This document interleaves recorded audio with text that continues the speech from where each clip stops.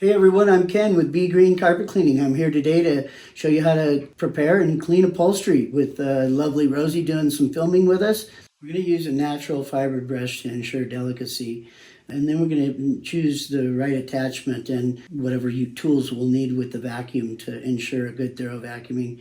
After that, we'll apply the pre-treatment with a light mist thoroughly and evenly.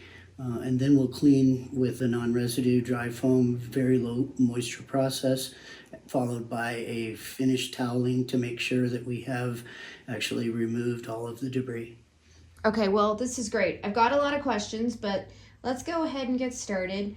I want to understand, what are you supposed to be thinking about when you get into a house and you see that they have a sectional or possibly an armchair? Where do you start in the process?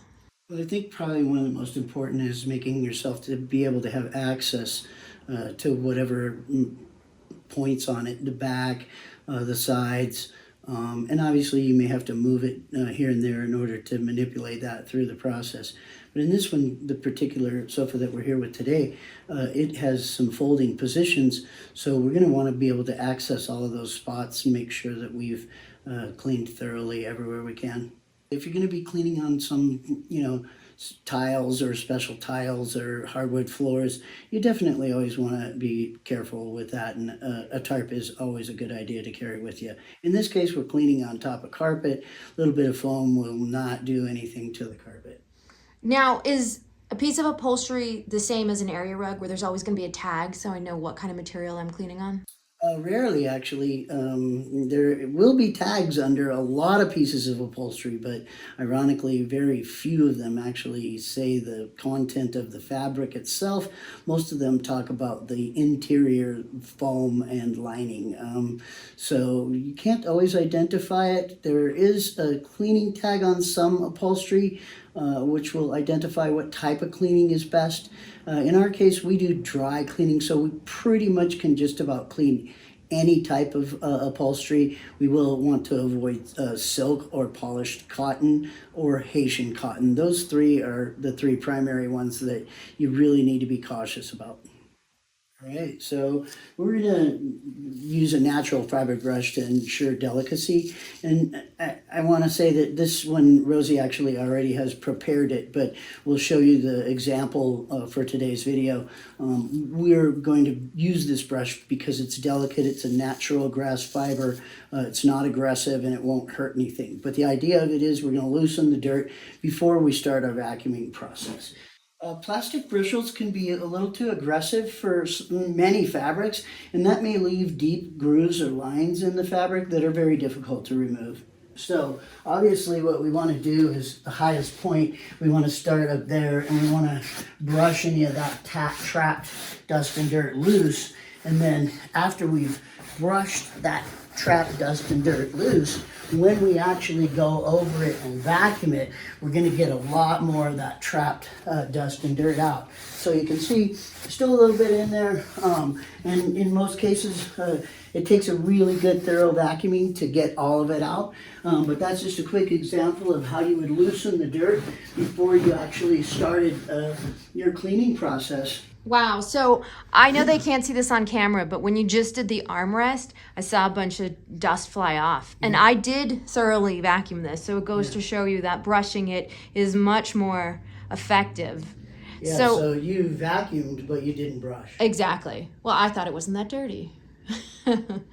Okay, so take us through vacuuming, and I used the small attachment that has the beater bar, but I saw these little marks in the fiber and I got a little freaked out because I thought that I damaged it. So can you just put my mind at ease and let me know what happened? Well, as I said earlier, the brush that's on the handheld beater bar for your upholstery tool, it can make some marks on there, but no worries. When you're actually cleaning the piece, any of that will definitely be removed. And if you would have just went one consistent direction, it probably wouldn't have happened.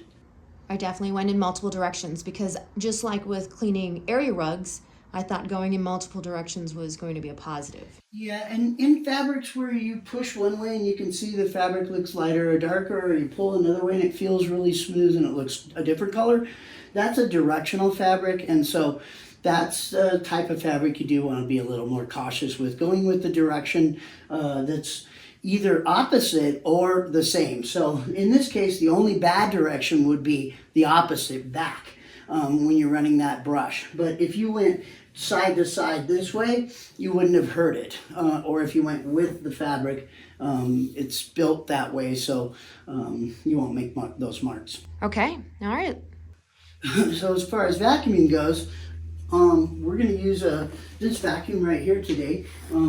Just quickly give you some idea of how much time should be spent, and I do want to go ahead and go back over that arm where I saw a lot of dust fly out. You can use this or you can use this. Today I'm just going to use the hand tool with no beater bar just to go back over a couple of these spots. So I'm going to put my vacuum in a position where I can access it and get to everything. And as I said, this one you can go a couple of directions. Hey Ken, before you start, can you tell me what are those? There's like some red material on the bottom of that particular attachment. Those are lint lickers. They pick up lint. I see. Okay. All right. So you're going to want the setting on floor setting so you get the most suction. There's no air breathing through when you're on the floor section, whereas when you're in either of the rug settings, you're going to get some vacuum and air so that the beater bar can turn easily. Okay. So because we have no beater bar, again, this one, we're just going to use this attachment.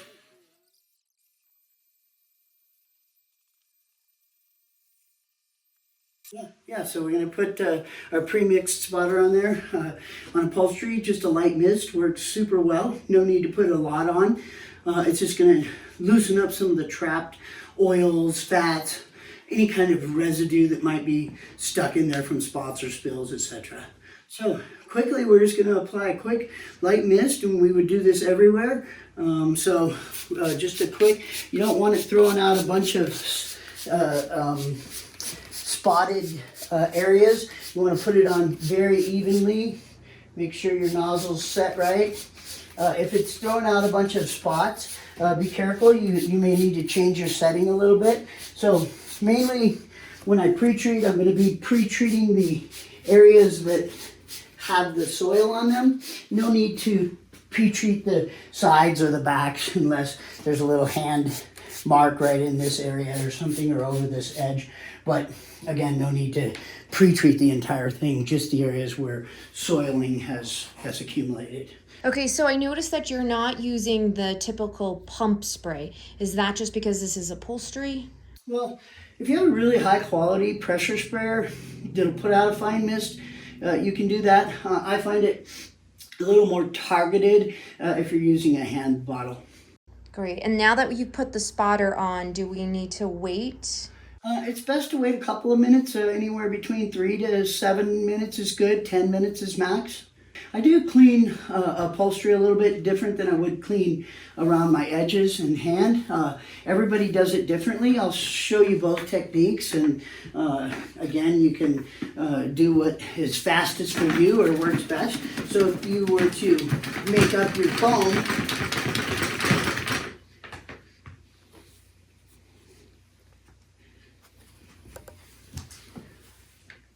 then you can grab your sponge.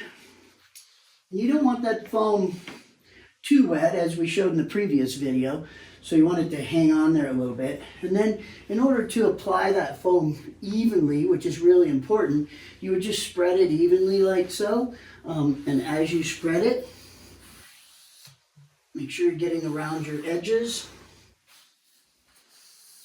There's a good even application of foam. I'm actually going to dip my sponge into the solution, and then I'm going to wring out most of the water. So all I'll have is foam that I can barely shake out inside of that. Okay, so there won't be a whole lot of wet spots. Correct. I'm going to do my best to keep it perfectly even as I go. And that is varied by how much I'm squeezing that sponge because when I squeeze it, that's what makes the foam come out of it. So I'm obviously going to start at the top when I'm cleaning something, but for this visual, I basically, remember, I want my edges even, and I want to go around consistently. So I would be starting up at the top of the back, and then working my way down for a full thorough cleaning, which we'll show you in a second. But again, putting that foam evenly in that sponge, there is no real must. You just need to make sure that it's being applied evenly, and you can see I don't want to stop halfway down something like that, or halfway up something. I want to be thorough and do the entire area in a pattern so that I'm not missing anything. And then I just would move along. You can see some spots right there, so I'm going to hit them a little bit, and again make sure I got that corner, and then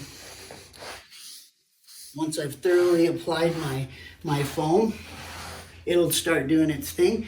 If there are soiled areas, you're going to want to take the time to work them out a little bit with your sponge. But right now I have enough foam in to clean this entire cushion, so I'm just going to apply it right now.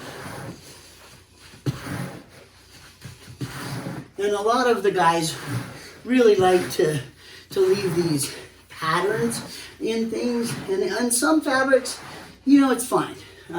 Some it's not as fine. You might want to be careful. Like this one, you can see as I went and rinse the grain, it caused a really funny look on the fabric, so I wouldn't do a striped pattern on this. So are you saying that the pattern is made during the cleansing process? It is. I'm sorry. Are you saying that the pattern is made during the cleansing step?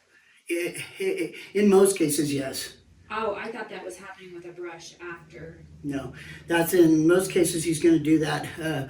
A lot of the guys will actually, as they're finishing, they will take a rag to do their finish, what you see like this, which in, like I said, this fabric's case, it's not a really good thing because you can see it's roughing up the fabric a little bit, so we wouldn't want to do that. So we want to smooth that back out. And right here you can see I have 3 directions I can clean. I could clean this way or this way and not hurt the fabric, or I could clean this way. But if I go this way, you see that rough look.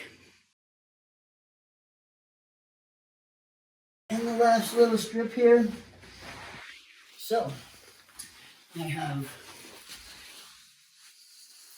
applied the foam everywhere, and now after I have thoroughly applied my foam, I'm going to make sure that I got everything clean by using the terry cloth. So I'm just going to wipe over it.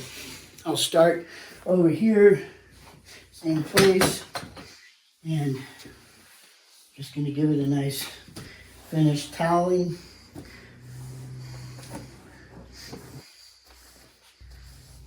So anything else we need to know for cleaning upholstery?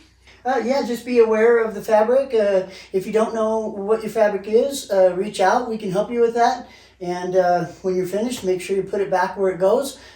Usually it leaves little holes where you can park the legs again. So thanks for watching.